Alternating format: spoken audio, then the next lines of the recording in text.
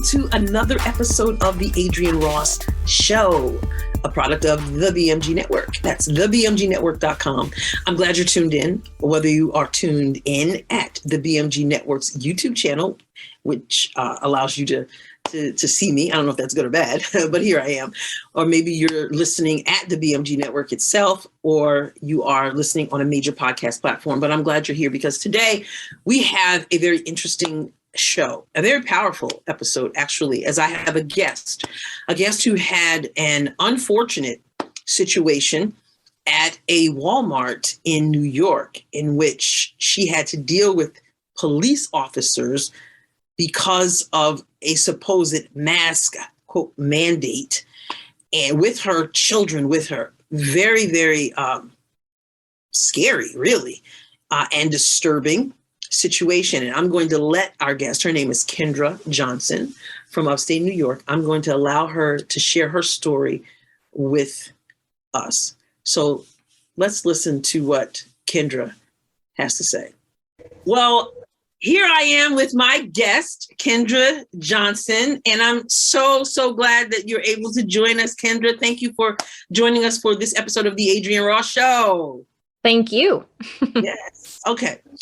Kendra, I want you to first introduce yourself. I know we're going to dive into your story, some interesting things that took place a few days ago in the state of New York, of course, which is my home state. Of course, I've relocated. And I'm very grateful for that at this time, not to diss your state, but it's interesting as we're going to find out in just a moment. But first of all, just tell us a little bit something about yourself. I am a native to New York. I always say a Christ follower first, and then a wife and a mom.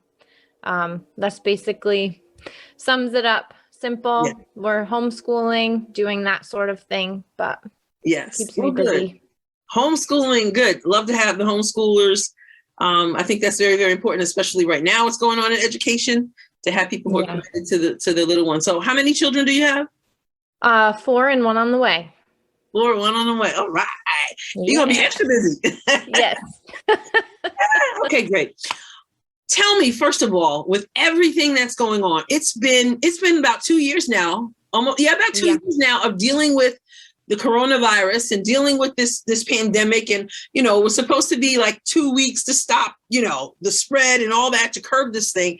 And 2 weeks later, we're still dealing with the effects of the virus. We're still dealing, even more so now with the mandates. And it's just been, I've talked a lot about it on the show. So I don't want to spend time talking about, my perspective. I want to hear from you as a New Yorker, because I've visited New York since this stuff. You live there. You live there. Now, you're not in New York City, right? No, upstate New York. Okay, so you're in upstate New York. So what is it like being a resident of New York during these incredibly crazy times, first of all? Honestly, I don't have anything to compare it to except for what I hear about the outside world. Where people say it's night and day. You don't realize how oppressed you are until you leave, because the things that we're doing here and the measures that we're still continuing to take aren't happening other places. I was recently, when talking about the new mask mandate, which isn't a technical mandate that we're in right now, someone said it's only until January 15th. And I said, are you kidding me? The last one was only supposed to be 2 weeks. And here we are 2 years later. And what makes you think it's going to let up? So you still see people with masks. You don't see many without them. Not many things are open. If they are open, it's with a mask. We're still just limited. We spend a lot of time at home because we don't want to do the mask everywhere we go with the kids. So. Well, I'm probably going to ask you, I may ask you questions that you don't necessarily have the answer to. So I'm just asking Kendra Johnson's perspective, Sure. Why? You hit on something so important, because you said for you, it's sort of like it's business as usual. It's the way life has become. And when you hear from other people, then you realize not everyone is functioning like this. Now, sure, there's been a change throughout the nation, right? But I'm going to ask you to speculate. Why are things so much different in say a New York, California even as well. Right. Why? What do you think anyway? Okay. So my personal opinion is it has to do with the leadership we're under and the end game of what they're trying to achieve. Everyone says conspiracy theory, but I think we're beyond that now. We're actually seeing things unfold where it is a power stretch. Like even right now with I keep quoting the mandate thing. It's not a mandate because no signatures were put into place, but because people have been so conditioned in the way that we've been living, as soon as they hear anything about you need to mask up, everyone just complies. Signs are on doors. It went from Sunday, everything was fine and people were walking into stores maskless, to Monday, everyone is masked up. Wow. When we went into Walmart on Thursday, we were the only person without a mask on in the entire Catskill Walmart. And then that's been the testimony of some other people too. Even if people aren't requiring you to wear the mask, people are still doing it. And it could be a fear thing. And I say conditioned, but I really feel like that's kind of where it's gone, where you are nervous to not comply because of what might happen. And this is New York. Like, New Yorkers don't comply with anything. Like, yeah, generally, like, we're from New York. We're hardcore, right? Rebels, and yet the compliance is just off the hook. Now, again, asking you to speculate: are people, like you said, well, is the fear thing? Are people the fear thing, meaning the fear thing with these so-called leaders who are forcing this quote unquote mandate? That fear? Or the fear of the virus itself? What do you think is motoring this? So, judging by people I've talked to, number one, they just don't want to deal with it. Even after the situation that happened with us on Thursday, I kind of got a few eye rolls like, well, what's the big, like, just put your mask on. You know what I mean? Like, it's just easier to go with the flow and to do it rather than dealing with the backlash or stirring feathers or ruffling feathers per se. I think a lot of I think it is a fear thing, the fear of getting sick. They hear that, oh my gosh, this new mutation, without realizing that when a virus mutates, it becomes weaker. It can't become stronger. Like scientifically, that's impossible. So the feeling like they're not protected, and then fear of being fined. I know a lot of businesses put the signs on the window and we're turning customers away because last time there were huge fines attached to it. So I think it comes from every angle and it depends on the person. But I think people get tired of fighting instead of just sticking with it, unfortunately, because it's been 2 years that we've been walking like this. So why aren't you fearful? Is it just because you feel like it's getting weaker? It's not scientifically sound. Is that why you're not fearful? Of the virus itself? No. We did our research. We looked into the numbers. At the beginning, yes, we were nervous. We didn't know what it was. So yes, we put our mask on. We didn't bring the children in the store. But then once things started to unravel, where we learned about the virus more, and we learned that, yes, it can be fought with vitamin C, D, zinc, you know what I mean? It responds differently to everyone. And then we got coronavirus. We had COVID. It went through our home and everyone handled it really well. I was the only one to lose my taste and smell. But even our son, who's an asthmatic, he kicked its butt. And they were actually asymptomatic. A lot of my children, we only had one with a stuffy nose. So I think it's the fear of the unknown. But then once you experience it and you realize it is just a cold, and even colds respond differently to different people. You can't live in fear. We can't. And also knowing the statistics behind the masks, that they actually don't particularly work. And there have been so many cases where people have masked up and still got it. So for us, that's kind of where we landed. Just we did our research, we did what we felt comfortable with. It wasn't to endanger other people, but knowing the science behind it, it just didn't make sense to keep going. Right. And that's interesting what you said about doing your research, because I feel like we're living at a time now where it's sort of like people are, to use a phrase from my favorite novel, To Kill a Mockingbird, where people are being led by the noses as asses are, Yeah. So like, okay, whatever, this very media driven. Yes. And the media seems to really be interested. The media seem to really be interested in this, pushing the whole fear thing. And so people are just, okay, whatever you want me to. I've even heard people say that, whether it's about the mask, or whether it's about vaccines. There's like, whatever they tell me, I'll just do it. Scary. Right. Well, let's transition to what happened just a few days ago. And then I'll ask you more about it. Okay. It has to do with Walmart in Catskill, New York, correct? Yes, ma'am. Set this up. Tell us what happened to you. So my kids and I set out for a day of errands, which we've done before. And Walmart was our first stop. So we stopped at Walmart probably like 9:30, 10 o'clock. And in the morning? We were just in the morning. Yep. We were just going to pick up our photos. We walked in, we were greeted by the Walmart greeters who offered us a mask, and we said, no, thank you. The woman responded that, well, it's a $75,000 fine, which I also knew was, number one, an incorrect number. And number two, there were no fines attached to it because there's no mandate. So we just continued to walk, and there was some commotion behind us, and we were pursued by a police officer. So I'm getting a little shaky just talking about it, because it was, I hate to say traumatic, because I mean, we're here, we're okay, and everyone's fine. But when you have your 4 children and you're alone and clearly very pregnant, and you know what your rights are or what is allowed, and a police officer who is supposed to protect you, and at least in my mind, right, is coming at you, you get a little frazzled.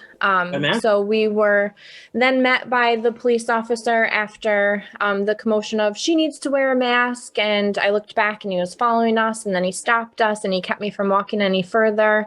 And knowing what I wanted was literally feet away, already paid for. I just needed to grab it and go. Yes. He proceeded to let us know that we either needed to mask up, leave, or we would be arrested for trespassing. And quite frankly, I heard arrest, and I kind of froze. I proceeded to talk to the officer, who didn't agree with the masks, but was still enforcing it, because in his mind, or according to the law, they need to also protect Walmart, who was clearly in danger by my being there unmasked. So it was, so we were, and then behind the officer was a Walmart associate who was just badgering in his ear that we needed to mask or leave, and all the kids need to wear a mask too. And so you have it coming from both angles. So when I realized I was not getting anywhere, because I was, one, being blocked, and number two, they wouldn't do anything, we did just grab our masks so we could get our photos and get out of there. And that's kind of how it ended. We were You put the mask on. We did, okay, just to get the photos. And quite frankly, I would have left them, except it was the Christmas gift we had for our family. So it's all I had, and not enough time to order more. Right. But I forgot where I was going with that. You said you put your mask on. So we put our masks on, but I found out later, when we left Walmart, we ran a couple other errands. We went into 2 other stores unmasked without a problem. So it was just ironic. You went right at it again. Still, my kids were so afraid that we had to. They were so afraid of being arrested. They were so afraid of what I mean is, after you left Walmart, you went into the next place without a mask. Oh yeah, but we had to, like I said, because my kids were so afraid after that they would not go in a place without a mask. And so I did not want that. It's kind of like the falling off a horse. You got to get back on, or else it's gonna.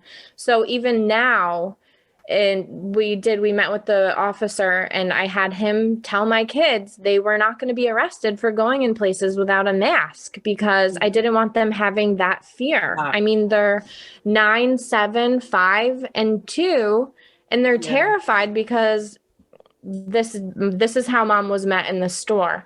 But I found out from the lieutenant when I met with him that I was actually the second person in Walmart that day that they had called the police on. So I don't know who the first person was, but the police presence was still there from the first incident.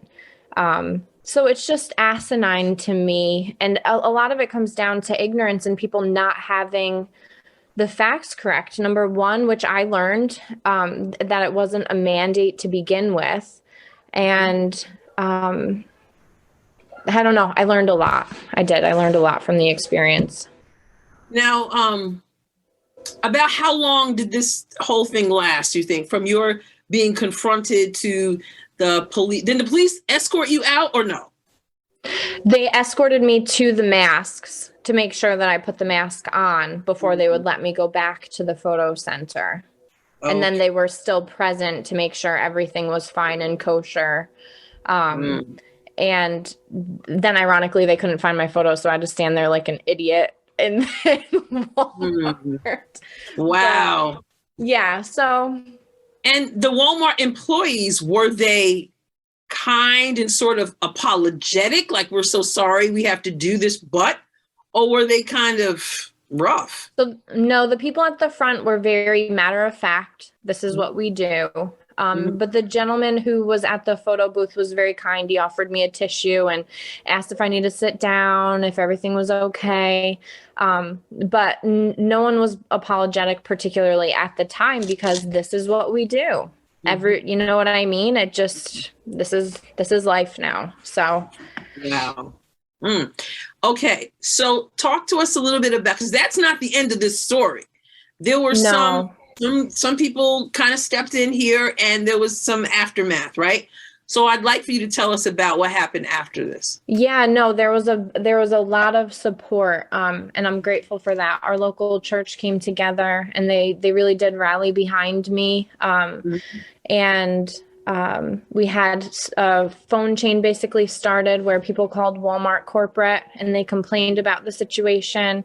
And they also reached out to the Catskill Police Department that they weren't happy about how the police officer handled the situation. And with that, I was notified that I should go down and file a complaint against the officer who dealt with me. So I went down and ended up talking with the lieutenant, and that went really well. He's a very nice gentleman, but again, everyone's in these positions where they don't agree with what they're having to enforce. So at what point do you say enough's enough? And that's kind of where I kept landing with him, is you don't agree with this and you think it's asinine, but why are we still continuing to do it? I just can't wrap my head around that. So in addition to those measures that were taken, a protest was planned for 6:30 that evening, where about 40 to 50 people went in without masks, and we just shopped. We walked the aisles, we did our normal thing. People had grocery carts, we did life as normal, or what should be normal. To which we were met by 4 or 5 police officers again, who are these cops just hanging out there? Well, this gentleman, Dale, who is one of the lower managers of the Catskill Walmart, calls the cops on us. So my daughter's joining. Hi. That's fine. Good. More the merrier. So, so he continued to call the cops, and Dale was absolutely not happy that we were not arrested. But the sergeant basically said, I'm not going to go through and arrest 30 people, 40 people. Like, it's just going to cause more trouble. So they basically just kind of hung out to make sure nothing got out of control, which it didn't. But then again, we were advised that we needed to leave or we would be arrested for trespassing, because apparently Walmart has the right, which I don't particularly agree with, because I feel like shirts and shoes are completely different than having to put a mask over your face, which is it obstructs your breathing. I mean, a shirt isn't going to do that, you know? So they compared it to that. The whole you can't enter a place of business. That was their trying to logic. And Walmart was allowed to enforce whatever rules they wanted as a private business. So we were refused being checked out. So we did call corporate and let them know they lost a lot of business that night because they wouldn't allow us to check out. And the woman who was checking us out, her name's Maria. She's a beautiful woman. She was very kind and supported our cause, thought Walmart was completely ridiculous and can't stand it any longer. So she was checking some people out, and she was sent home without pay and would be fired pending review. So she made a stand for us, which was beautiful. There were a couple people that came in who were wearing masks and looked at us and said, "What's going on?" And we explained it, and they took their mask off and stuck it in their pocket. So that's I feel what I'm like, talking about. Yeah, it was beautiful. It was really beautiful. So that was encouraging because there's strength in numbers, and that's where we have to land, is enough people standing together instead of, and my girlfriend said it, she said, the problem is it always ends up being the one. Like when I walked in that morning, I was one person. I was vulnerable with 4 children. You know what I mean? Yes. You have to stop.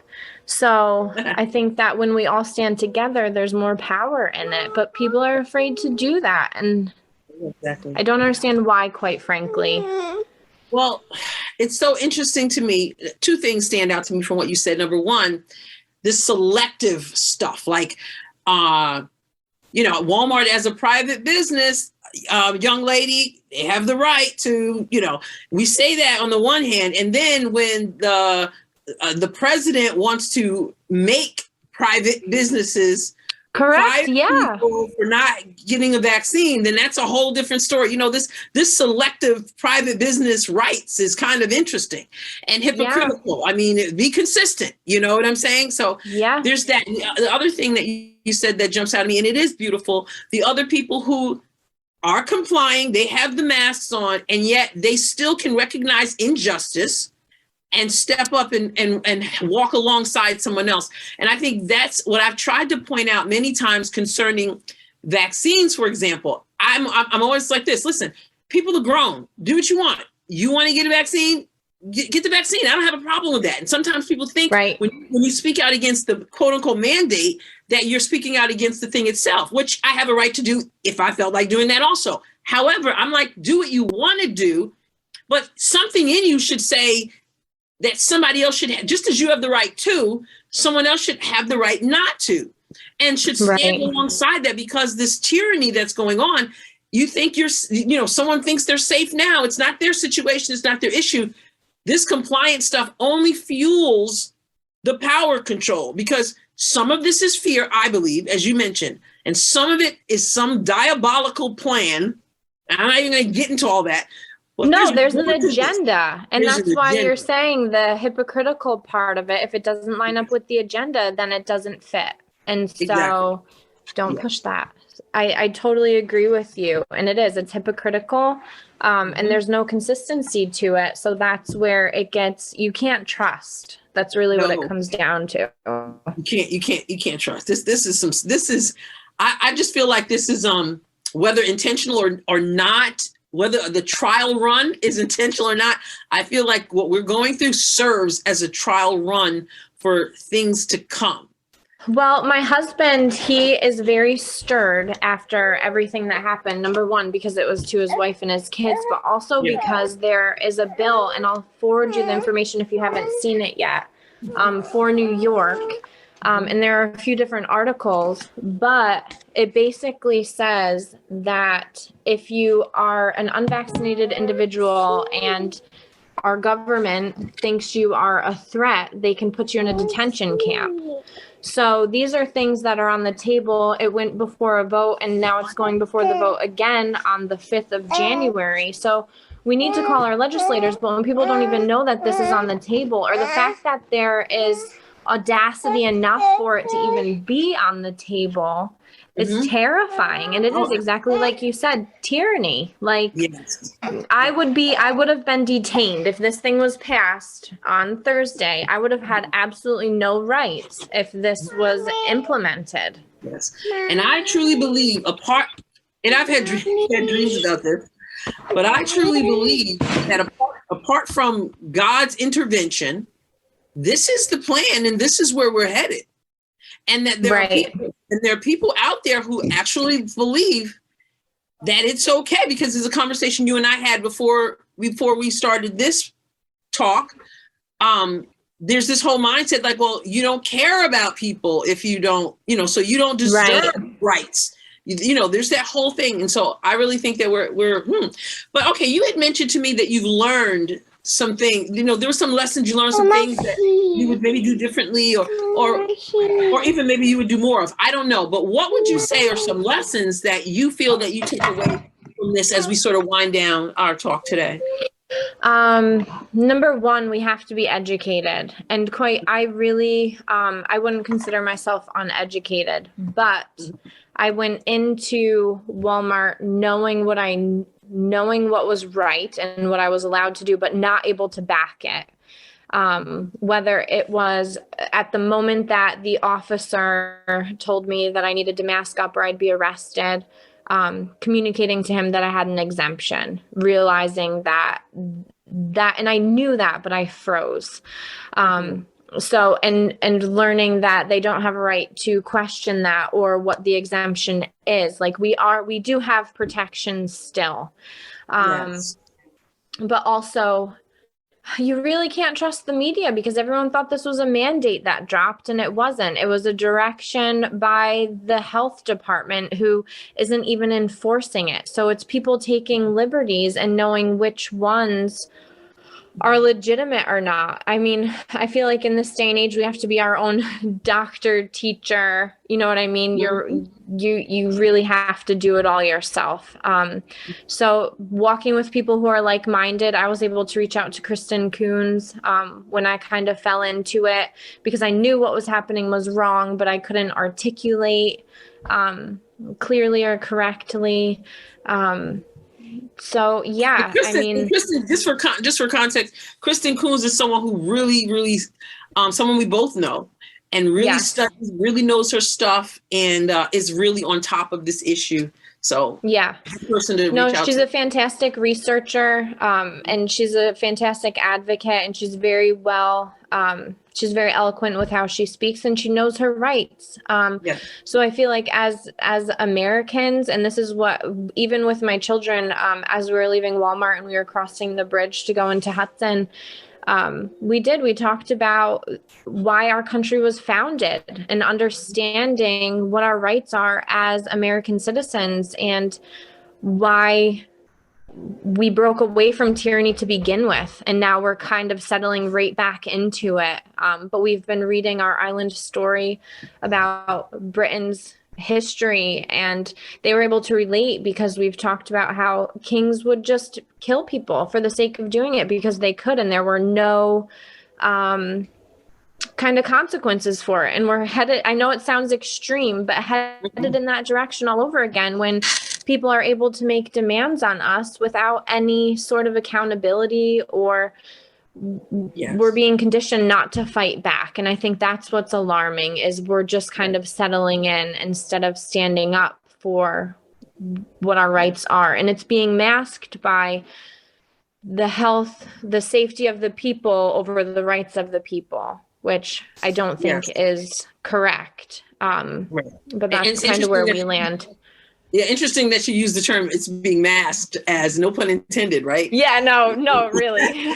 Yeah, but you did take a stand, and as you said, the people from the church, everyone rallied. But and then you also, followed up with corporate, right? So what was the end result of that? Of not just walk, because too often we just like, it's just me, and you just let it go, and nobody's held accountable or anything. But you did. Right. So what was the end result of that? Honestly, I'm not quite satisfied with it. Everyone just kept apologizing when you called corporate, like, I'm sorry that was your experience. We'll reach out to them. So I don't feel like they understood the gravity of the situation. I'm glad, but we did have change. So the change that ensued was Walmart is no longer requiring masks. This particular Catskill Walmart, the other ones weren't to begin with because corporate wasn't implementing it. It was the manager himself who was taking authority in the situation. So Walmart is no longer, I don't even think at this point they're offering masks. They're there, but I think they've kind of just dropped it, which is fantastic. People should have the right to choose whether they want to wear one or not. Because of the Walmart situation, it trickled over to Stewart's. Stewart's has been very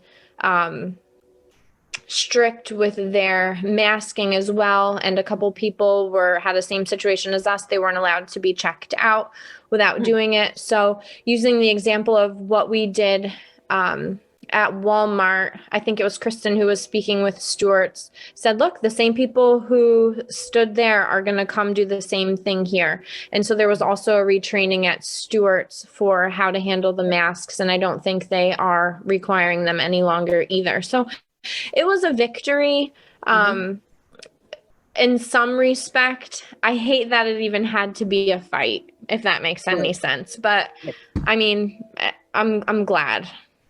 But you know what, Kendra? Everything. I think we're living in a time where we're not afforded not to fight. Yeah. And I mean, there are people who are taking that route, but I just think that if people don't fight, however they fight, because everyone's fight looks different, everyone's situation is different. But if we don't do something, figure out what our role is, or take the stand that we have to take, it's over.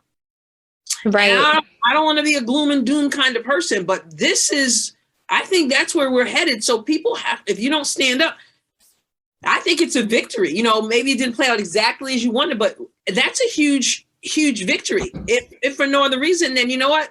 You're not just going to do whatever you want all willy-nilly and not have repercussions. And another scary part is that these people, I mean, we're in a money-driven society, and yet they're willing to lose money over this.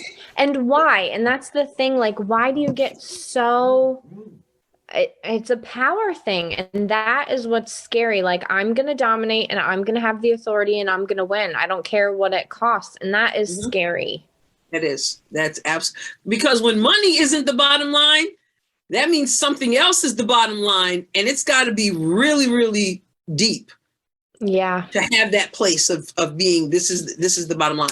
And I don't believe that, I don't trust, like you said, I don't trust these people it's about our health. And I commented on someone's Facebook post. They were talking about, I can't remember, it was something to do with the virus. And someone said, well, don't you think that don't you understand that they're trying to keep us safe? And I had to comment, sometimes I just keep it scrolling, but I had to say, I said, are there really people out there? There are people out there who really still think that this is all about your well-being? Really? Yeah. I just lost my mind. Like as I said, led by the noses as asses are. Well, Kendra, so you're going to continue to be maskless, right? Where you go, and the kids are fine. Yeah, they're doing okay. They like I said, it was an adjustment. There were a lot of conversations. What would happen if you went to jail? So we had to talk through all of that.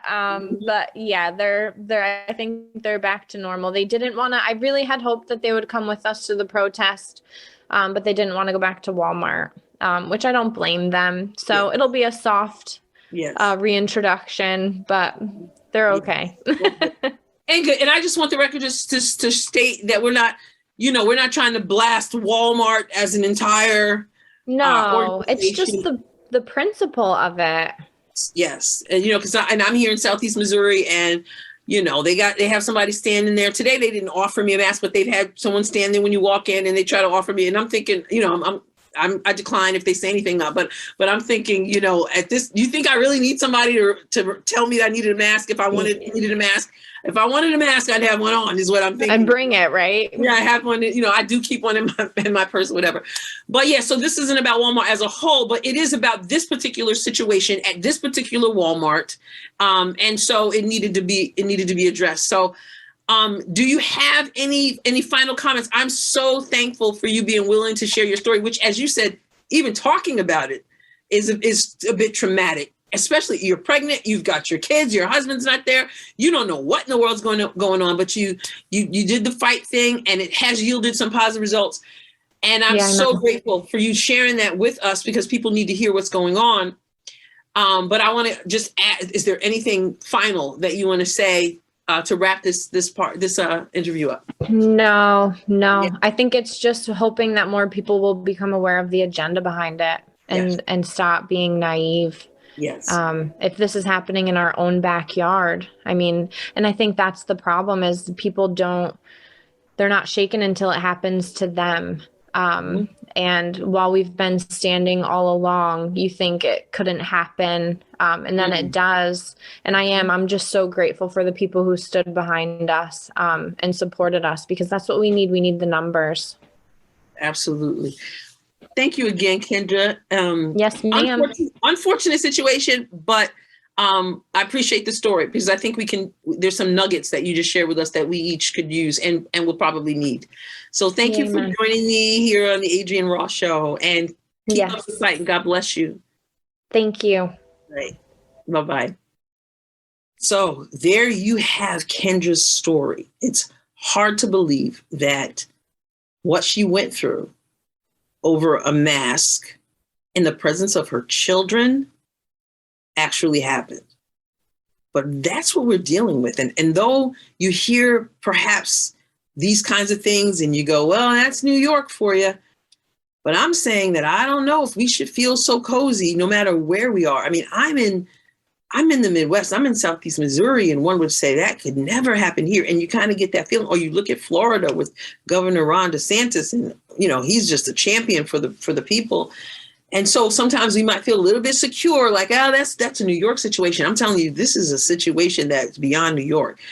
And we need more people like Kendra and the people from her church who are willing to fight back. And again, I always want to throw this out, because people misunderstand, or they don't misunderstand. They like to twist your words. Oh, fight back. Fight. As soon as you use the word fight, they act like you're trying to hurt people physically and all that. I'm not talking about that. I'm talking about taking some stands, because too often we just go, it was unfortunate, we're upset, we're traumatized, and we just move on, and nobody is willing to take a stand. But Kendra and people she knows were willing to take a stand, and some changes have occurred. This situation should never have happened at all.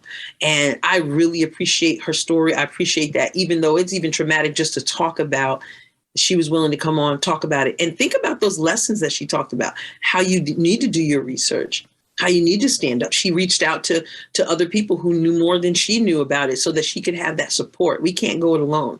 And then the people who were wearing masks, and yet they said, this is not right. And so what do? They joined in the effort.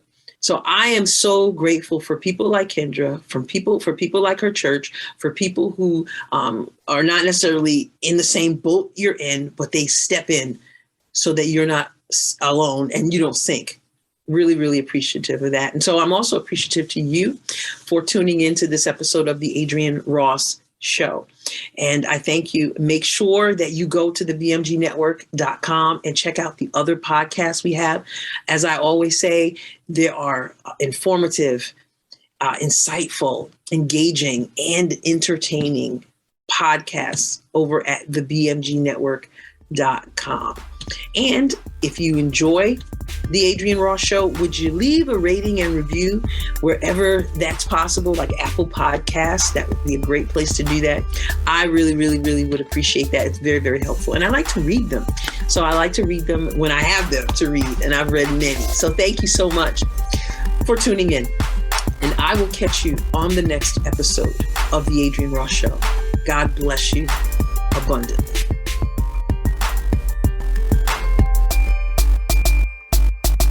The Adrienne Ross Show was produced and edited in the BMG studio. The music was provided by Kevin MacLeod. Find more episodes of The Adrienne Ross Show at thebmgnetwork.com and major podcast platforms. Be sure to tune in regularly. You don't want to miss even one episode.